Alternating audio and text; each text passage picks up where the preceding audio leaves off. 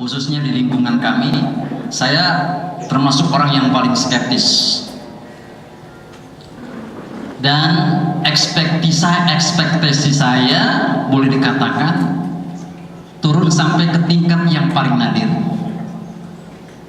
Karena memang dari perubahan anggota yang satu dengan anggota yang lain sejak pasca reformasi, khususnya yang ada di wilayah kami ini, boleh dikatakan relatif sangat kecil.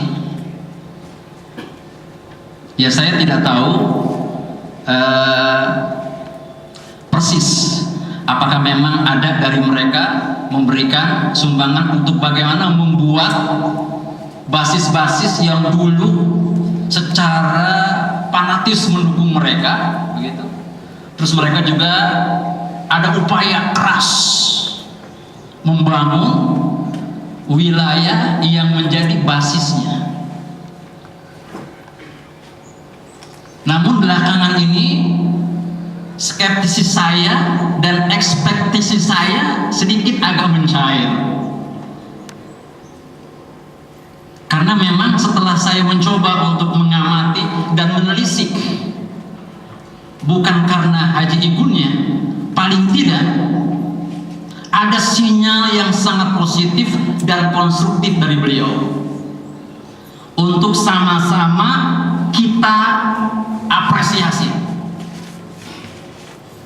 Tentu dengan catatan bukan hitungan-hitungan materi, karena apa yang tadi dideskripsikan, apa yang tadi diprologi oleh Haji Igun maupun yang begitu panjang lebar oleh Bapak Haji Rahmat, tentu ini sudah terpilih biasanya cenderung anggota DPR itu adalah eksklusif, lebih mementingkan hal-hal yang sifatnya privacy gitu ya, enggak. Tapi nampaknya hari ini tidak.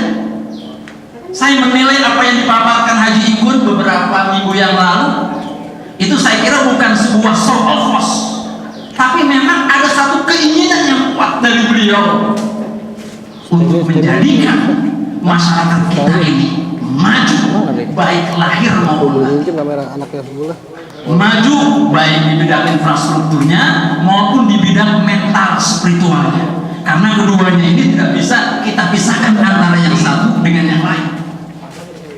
Oleh karenanya, benar apa yang tadi dikatakan oleh Bapak Haji Endang, Bapak Haji Undang sendiri, kita tidak tahu persis bagaimana mekanismenya. Kita ini mengajukan proposal kemana, walaupun ya secara internal, personal, ya, saya dengan Bapak Haji Igun juga sudah, dia sering berbagi informasi kepada kita, sering berbagi informasi juga kepada saya. Intinya masyarakat juga harus cerdas. Nah, tentunya ini harus bersinergi antara anggota DPRD tingkat provinsi maupun juga DPRD tingkat kota maupun masyarakat.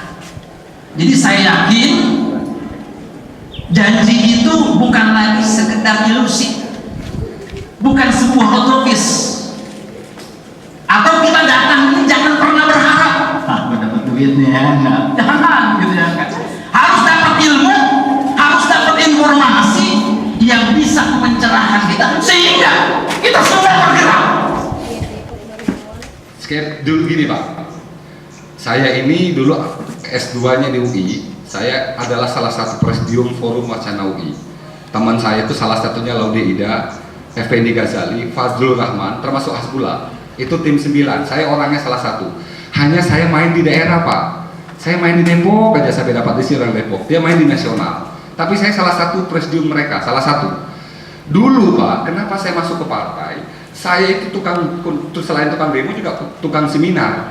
Tapi berkali-kali kita letupkan isu-isu kita nggak mempan. Maka kawan-kawan bilang nih kayaknya kalau nggak masuk sini repot kita.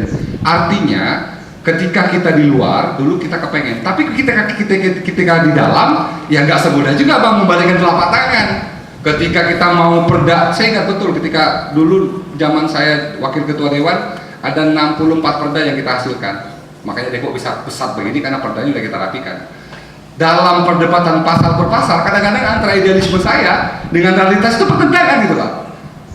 Kenapa? Karena kita memproteksi kepentingan kawan-kawan di masyarakat, tapi dinas bilang jangan Pak Sepuluh, ini kan ada target PAD distribusi. Nah, antara sering begitu, tapi ya sudah, kita paham bahwa itu memang ada kepentingan distribusi. Jadi saya kira ya skeptis mungkin awal, mungkin, tapi kalau sekarang kita bisa tunjukkan dengan upaya-upaya keras. Ini salah satu upaya keras saya Bang. Saya ini gejala tipes gitu Bang, kondisi saya hari ini. Tapi saya tidak, saya lawan sakit saya terus turun ke bawah karena semangat saya mengalahkan rasa sakit saya. Nah, ini upaya keras salah satu yang saya wujudkan. Memang Igun dan saya belum bisa membawa buah hasil dari kita yang dipilih kemarin karena kita terbatas kepada fase priorisasi APBD.